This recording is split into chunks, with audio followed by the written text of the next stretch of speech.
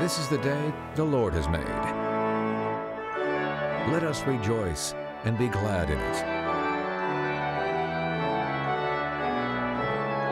Church Street United Methodist Church proudly presents Rejoice. Good morning and welcome to Rejoice. I'm Richard Looney, one of the pastors at Church Street United Methodist Church, and I'm delighted that you can join me for this time of study of one of Jesus' telling parables from Matthew 25. Before hearing this passage, listen carefully to the words of the special anthem by the Parish choir called When Rooks Fly Homeward.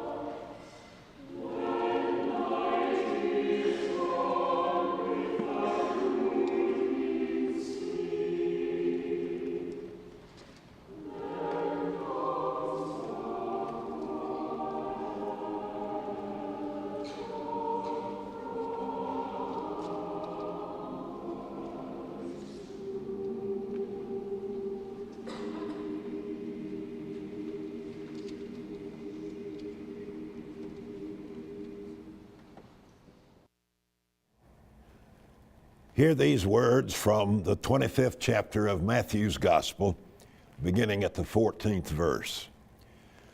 It is as if a man going on a journey summoned his slaves and entrusted his property to them.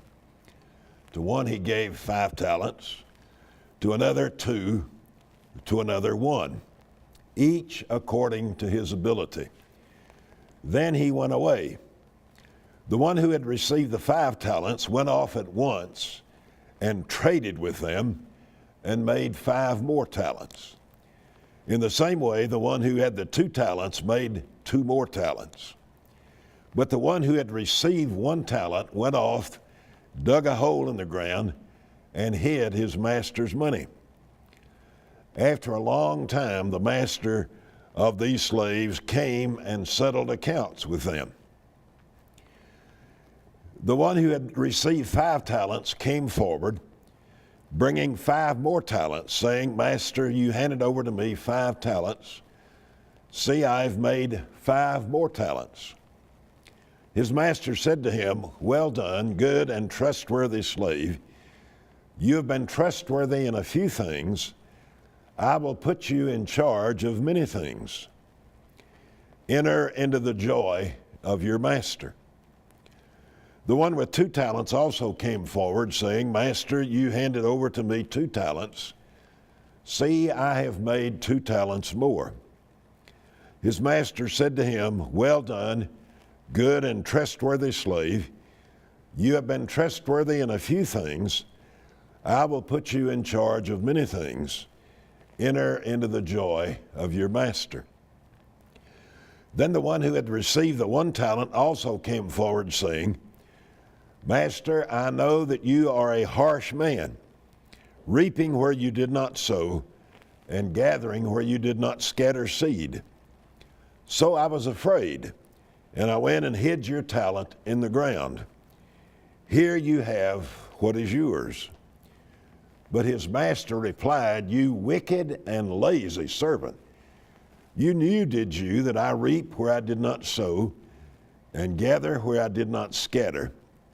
Then you ought to have invested my money with the bankers, and on my return I would have received what was my own with interest.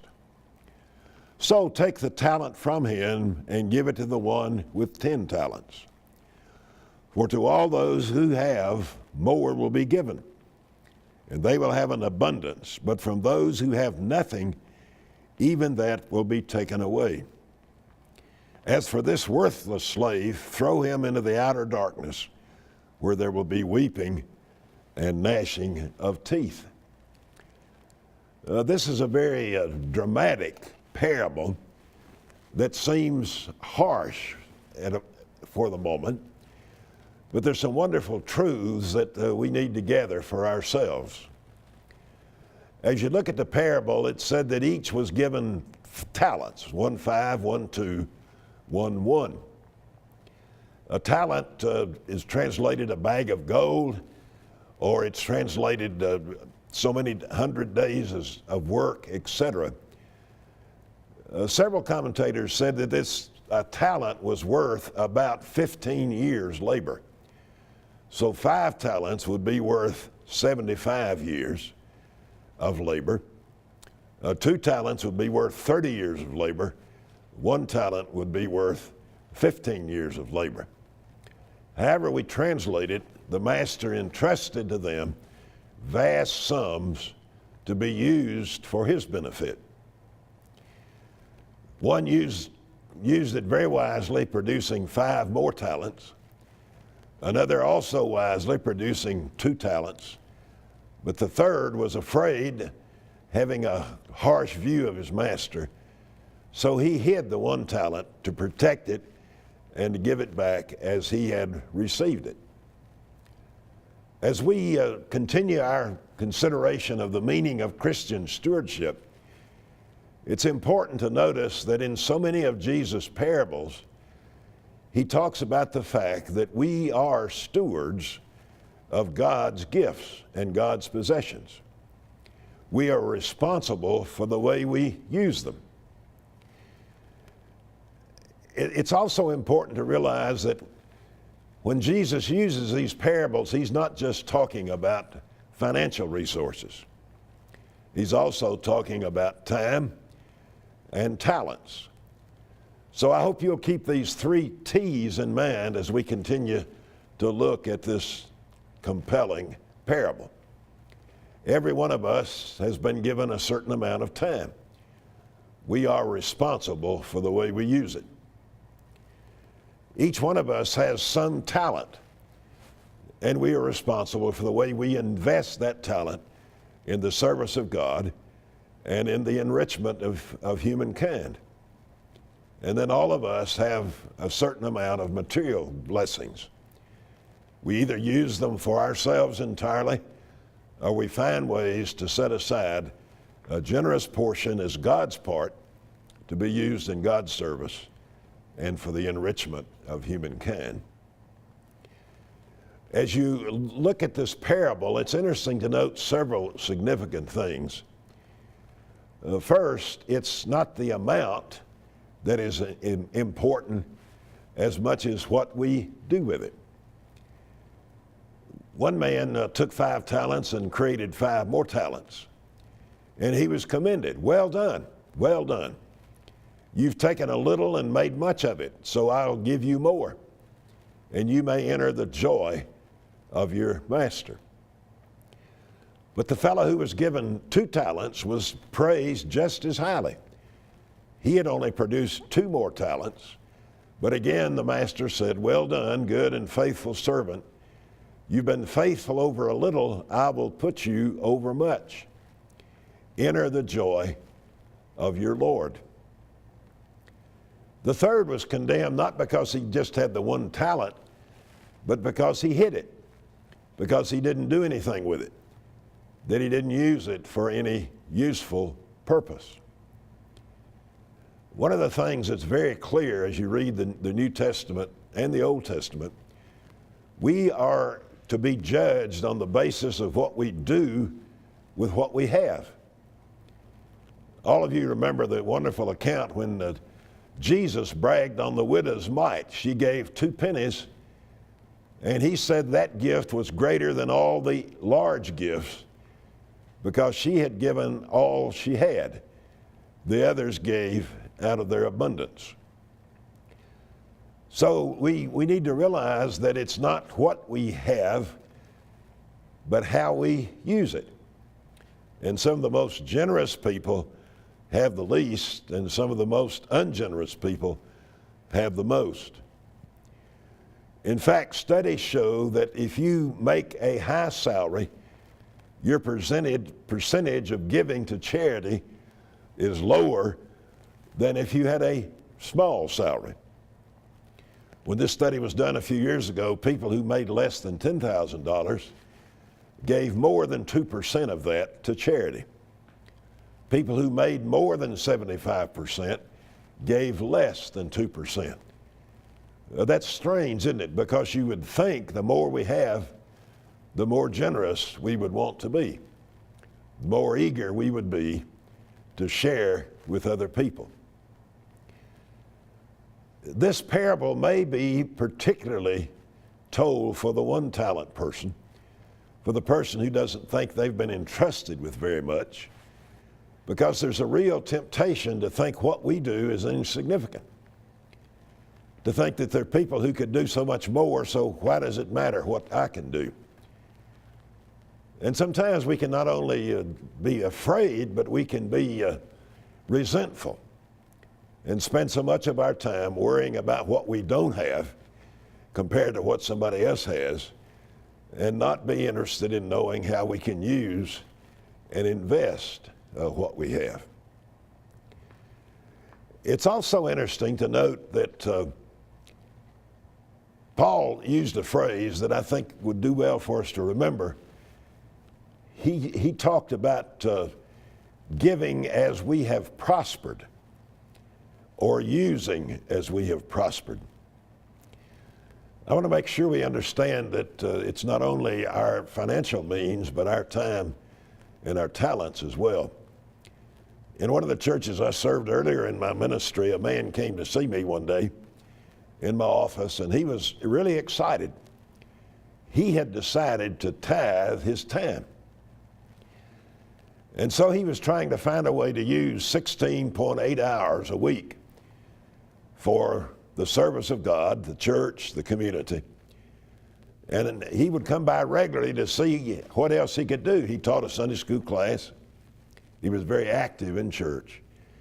But he started tutoring in a school that was in a poor neighborhood.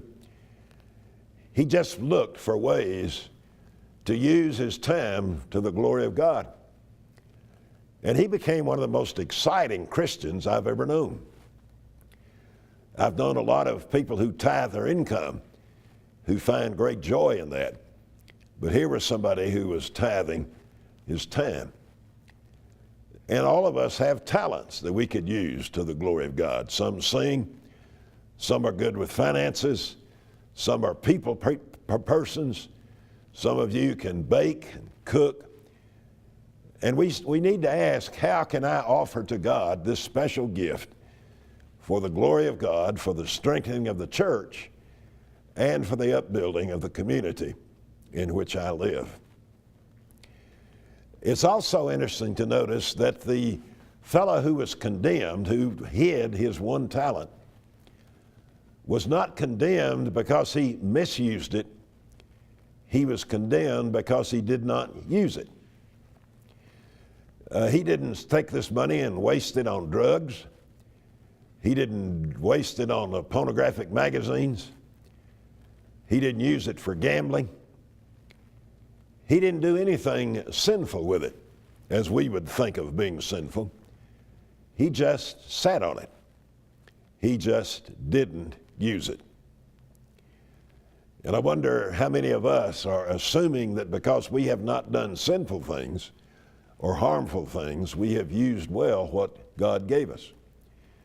What we need to understand is that we are to use this for the glory of God and not just for ourselves. It's also interesting that as we've been trying to emphasize, generosity brings joy. And in this case, the Master says, enter into the joy of your Lord. One of the problems with the one talented person was not only that he didn't use his gifts, but that he had a poor view of God. He said, you're harsh.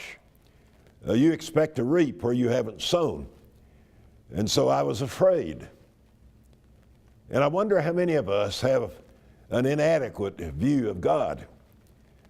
Years ago, a famous preacher was visited by a student who said, I need to talk to you because I'm an atheist. I don't believe in God.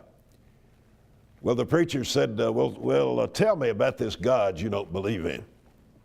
And the young man began to recite all the things he misunderstood about God. And when he finished, the preacher said, you know, I don't believe in that God either. Let me tell you about the God I know in Jesus Christ. And the God we know in Jesus Christ is not harsh and demanding. The God we know in Jesus Christ is loving and eager to assist and eager to be helpful. So in a beautiful sense, this parable has us again simply ask, who is God? Does God demand what we can't give, or will God help us in our giving and in our serving? Is God someone to be feared, or is God someone to be trusted with our life and with our resources? This fella was afraid, so he hid his talent. And I wonder how many of us are afraid.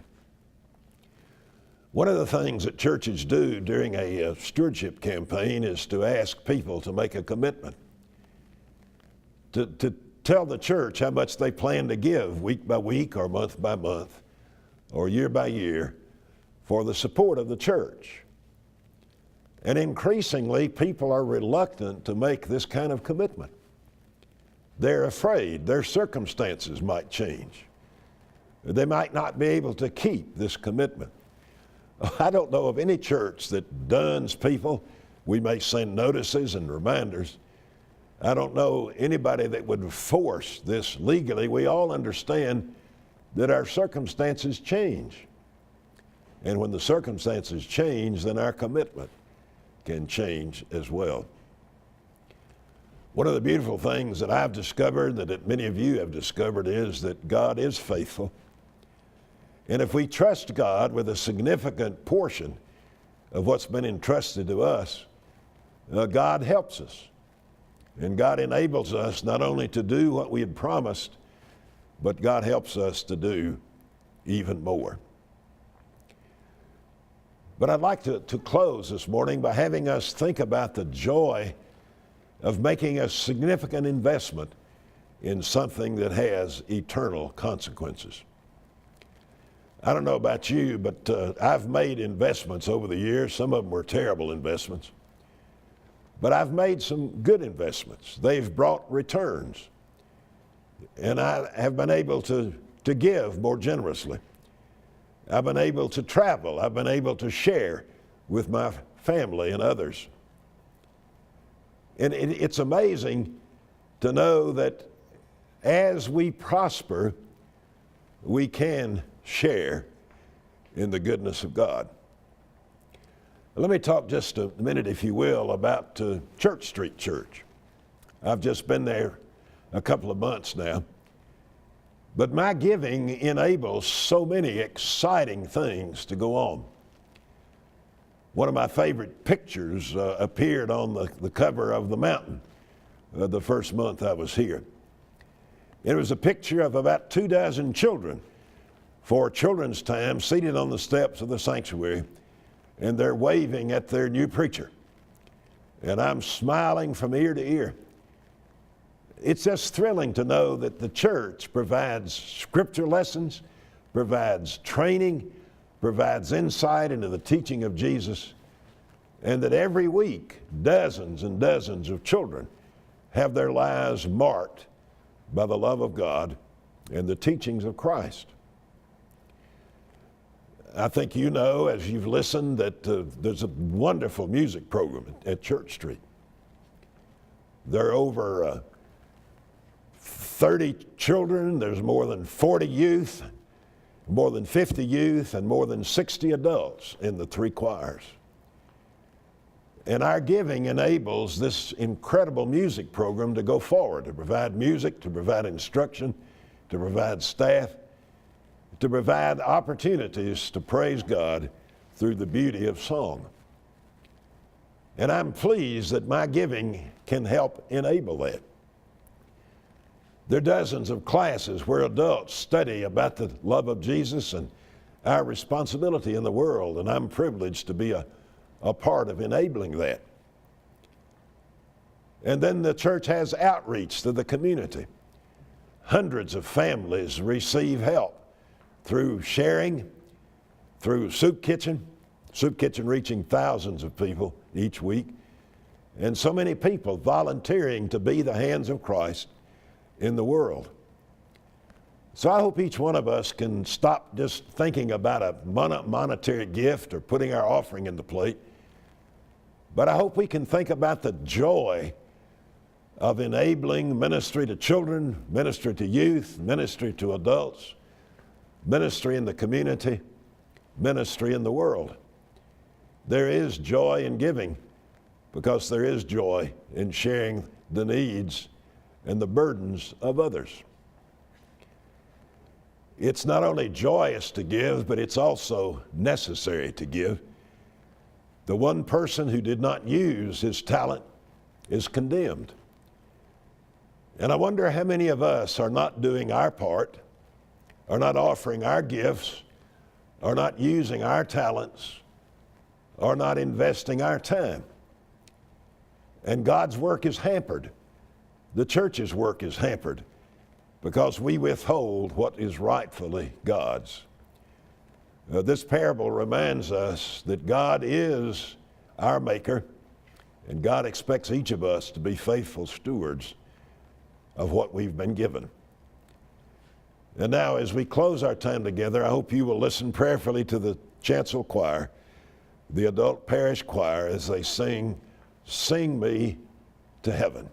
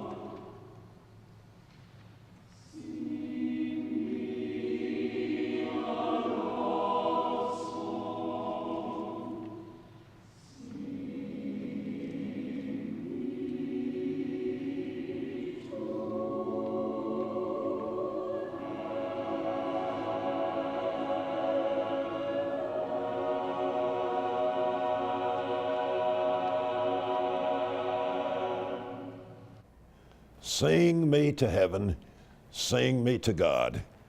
And oh God, teach me the joy of using what you have given me for your glory and for the service of others. You're cordially invited to attend any of our worship services at Church Street, 8:30 and 11 a.m. on Sunday morning, and at noon on Wednesday, and then a special service of wellness on Thursday evening. May God bless you and give you the kind of week that can enrich your life and the life of others.